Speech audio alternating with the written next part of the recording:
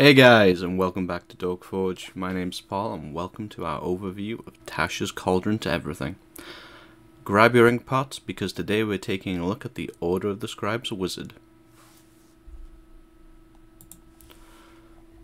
So, first we'll go over what the actual feature is, and then we're going to review how it's changed from the Unearthed Arcana. Just a quick side note about this particular wizard school. This was originally in Unearthed Arcana a subclass feature, well, subclass itself, for the Artificer. And then I guess they were either struggling for something for the wizard, or feedback said it was more wizard appropriate. But let's get straight into it, and we start off with a note from Tasha. Magic is great and all, but have you smelled a book? It is quite an exhilarating smell. So, we have our fluff text here. You can pause if you would like to read that, but we are getting straight into the crunch. So when we get this school at 2nd level, we get a wizardly quill. As a bonus action, you can magically create a tiny quill in your free hand. The magic quill has the following properties. The quill doesn't require ink. When you write with it, it produces ink in a color of your choice on the writing surface. Kind of like those clicky pens with all the different colors in them. The time that you must spend to copy a spell into your spellbook equals 2 minutes per spell level if you use the quill for the transcription. And finally, you can erase anything you write with a quill if you wave the feather over the text as a bonus action, provided the text is within 5 feet of you. This quill disappears if you create another one or if you die. So this doesn't look like it's actually changed at all from the Unearthed Arcana.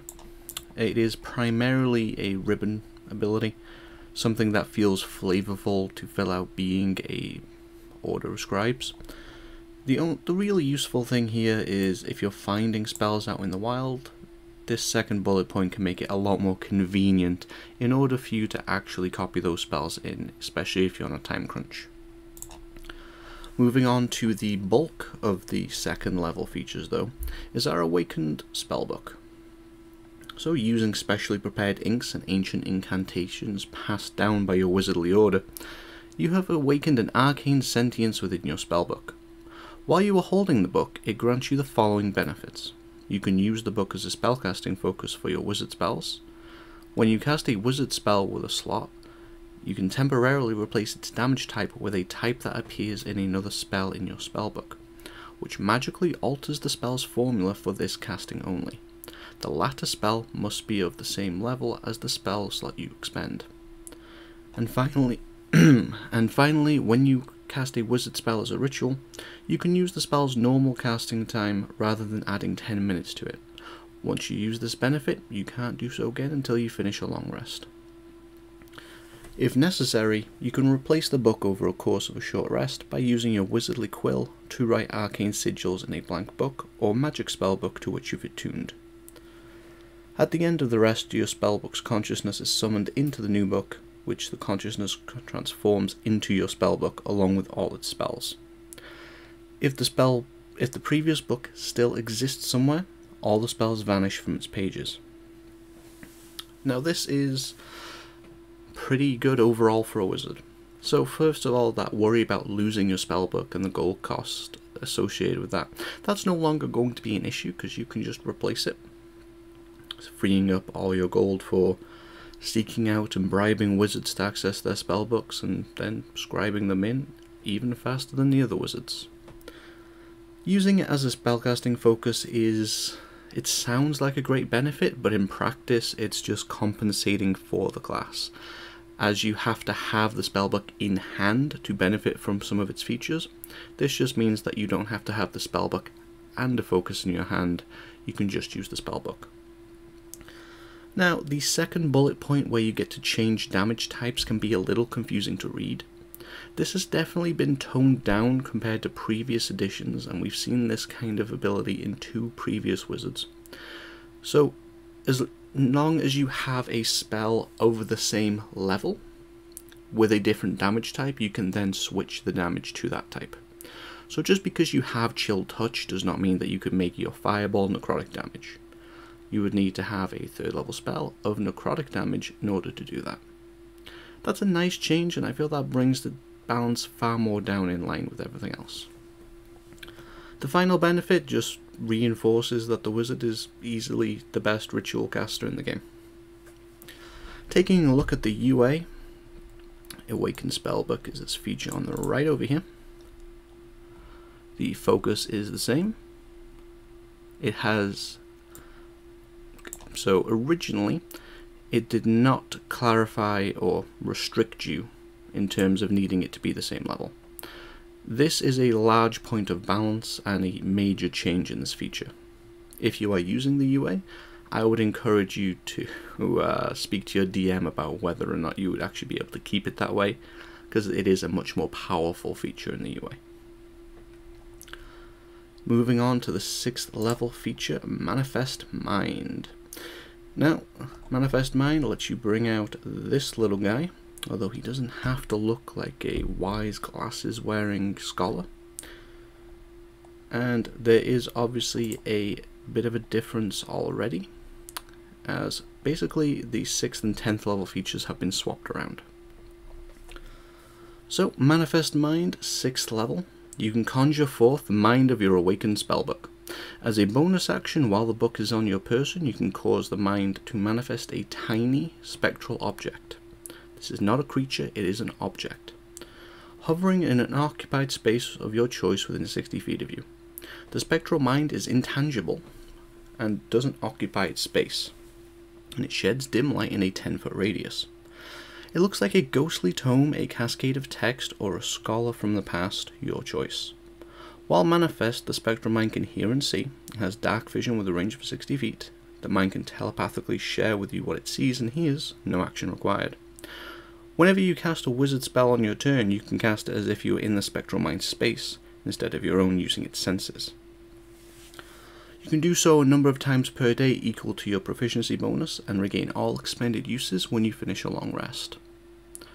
Now this proficiency bonus, this is going to come up a lot in Tasha's Guide to Everything. Wizards of course, the company, is making a very large transition to proficiency bonus as standard language for how many times you get to use an ability, which obviously has large implications on multiclassing. As a bonus action, you can cause the Spectral Mind to hover up to 30 feet to an occupied space you can see. It can pass through creatures but not objects, so you cannot get it to pass through a wall, but it can go through the ogre in front of you to behind it. Providing that you can still see behind the ogre, the line of sight is the biggest hindrance in this case. The Spectral Mind stops manifesting if it is ever more than 300 feet away from you, if someone casts the spell magic on it, if the Awaken Spellbook is destroyed, you die, or if you dismiss it as a bonus action. Once you conjure the mind, you can't do so again until you finish a long rest, unless you expend a spell slot of any level to conjure it again. So this is basically a souped up alternative to Find Familiar. One of the key things to see here is that it does not actually offer you a time limit. Once you conjure this, it is just there. It's not limited like a summons typically is. So you can conjure this at the beginning of the day and use it all day like a familiar. Obviously there may be roleplay implications to having this thing following you. So you can have it, hover behind somebody and then cast Vampiric Touch and then affect the melee attack as if you were the next to them, even if you're 60 or more feet away. Another big thing is that you can essentially see, it says telepathically share, but you can basically see and hear what the Spectral Mind does without expending an action. That is one of the largest upgrades from using a familiar for this purpose, which would take an action and leave you yourself blind and deaf. However, this does not say outright that it takes away your own ability to see and hear. So this is like a souped up familiar on steroids. Now again, as I already mentioned, this was previously a 10th level feature. Big ol' text over here. So it was still a bonus action.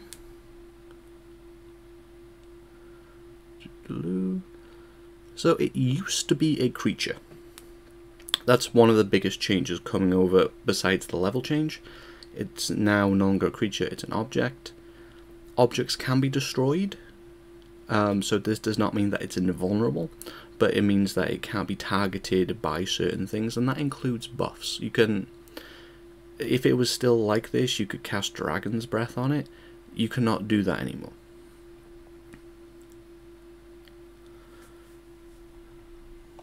Yeah, and that's only the real changes. So it's gone from 10th to 6th, and it's become an object, basically. The 10th level feature. Now this is a word that I had to look up the pronunciation on, because I've never seen it outside of the UA, and I've never had to say it aloud before. Level 10, Master Scrivener. I would have said Scrivener or something, but Google says Scrivener. So, when you finish a long rest, you can create one magic scroll by touching your wizardly quill to a blank piece of paper or parchment and causing one spell from your Awaken Spell book to be copied onto the scroll. Now that spell must be within the spell book must be within 5 feet of you when you make the scroll. The chosen spell must be of 1st or 2nd level, and it must have a casting time of 1 action. So you can't do this with Shield or Misty Step, because those are reactions and bonus actions. Likewise, you also can't do this with longer castings of things, such as Find Familiar, for example. Once in the scroll's power is enhanced, counting as 1 level higher than normal. So if you were to cast, say, Burning Hands into this scroll, then when you actually cast it from the scroll, you would be adding the extra damage die as if you were casting it at 2nd level. Or if you put Invisibility into the scroll, it would actually be able to make 2 people invisible instead of just 1, because that is the upcast ability of Invisibility. You can cast from the scroll by using it as an action. The scroll is unintelligible to anyone else, so it is exclusively just for use by you. And the spell vanishes from the scroll when you cast it or finish your next long rest. So once a day, and you can't stack these things over multiple days. You're also adept at crafting spell scrolls, which are described in the treasure chapter of the DMG. The golden time you must spend to make each scroll is halved when you use your wizardly quill. So you're actually better at scribing. Depending on how generous your Dungeon Master is with gold and downtime, that can actually be a pretty significant ability. So, coming on over to Master Scrivener in the UA. So when you finish a long rest, magic scroll, 1st and 2nd level, and power enhanced. Yep, so that looks exactly the same. And level 14, at the end of our subclass, we have come to One with the Word. So, your connection to your Awaken Spellbook has become so profound that your soul has become entwined with it. The actual definition of a bookworm or book nerd, you've probably surpassed that at this point. While the book is on your person, you have advantage in all intelligence arcana checks, as the spellbook helps you remember magical lore. So this is a nice little ribbon feature at the beginning.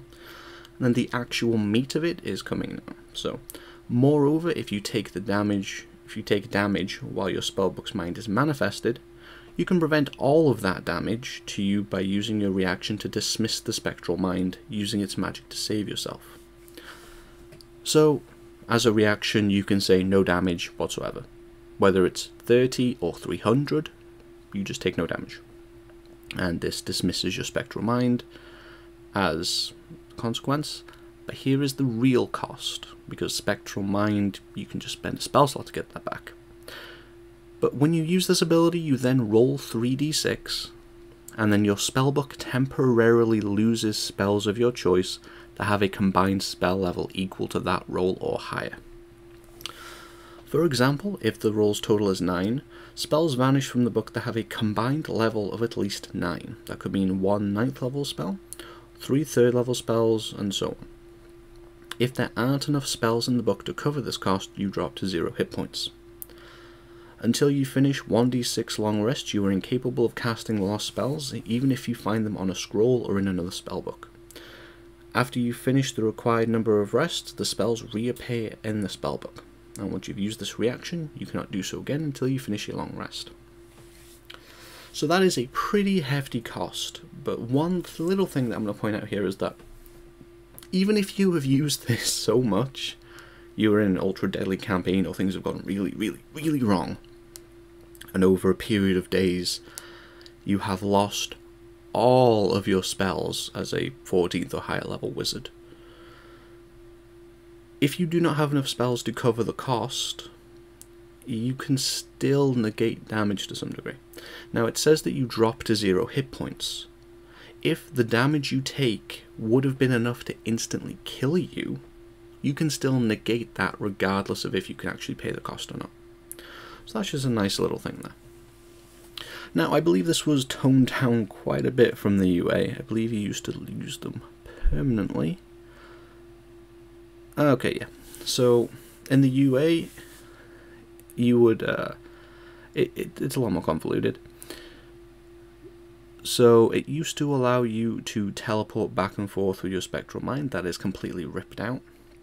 Nor was it really necessary in a high level wizard to begin with. And now you have that nice ribbon ability for Arcana checks. And then instead of saving you, this was more of a reanimation clause previously. You'd come back to life 1 minute later, so presumably after the combat's gone and maybe the rest of your party are dead. You'd come back to life with 1 hit point and then you would lose the spells permanently. The only way to restore it would be to use Wish, which is not a replicating version of Wish, so that you would risk losing Wish permanently just through casting it. So One with the Word has become a lot more user-friendly, a lot less punishing, and if you do choose to use it, then you're still going to be in the fight, instead of waking up a minute later when who knows what have happened. Probably your party's already split up the magical loot. Yes, you do lose the teleporting thing, but you're a wizard. You have Misty Step, Thunder Step, Dimension Door, Far Step, Scatter, you have plenty of teleportation. And that is the end of the Order of Scribes Wizard, and overall, I was a little worried, to be honest. This is nowhere near as bad as I thought it'd be. They really reined in the damage swapping ability, and they made One with the Word a lot more friendly. This feels like a wizard that I would personally be interested in. The souped up familiar is cool, and I think it does add something meaningfully different to the wizard schools. So, what do you think about the Order of the Scribes? Tell us in the comment section down below, and hit that like button if you enjoyed this video. Whilst you're there, hit that subscribe button and notification bell for more D&D and Tasha's content coming. I've been Paul, thank you, and we'll see you next time at the Forge.